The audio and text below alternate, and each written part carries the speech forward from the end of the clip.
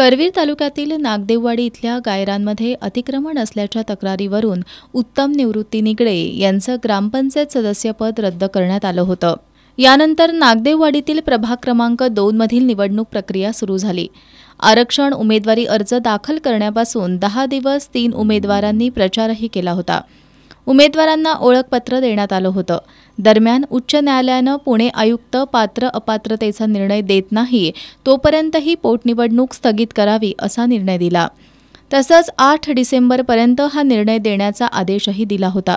दरम्यान या विरोधात ग्रामसेविका आणि ग्रामपंचायत विरोधात मोर्चे निघाले होते। 4 दिवसांपूर्वी पुणे आयुक्तांनी याबाबतचा निकाल दिला असून जिल्हाधिकाऱ्यांचा आदेश कायम करत उत्तम निगडे अपात्र असल्याचा आदेश दिलाय। त्यामुळे या जागेसाठी होणारी पोटनिवडणूक घेण्याचा मार्ग मोकळा झालाय।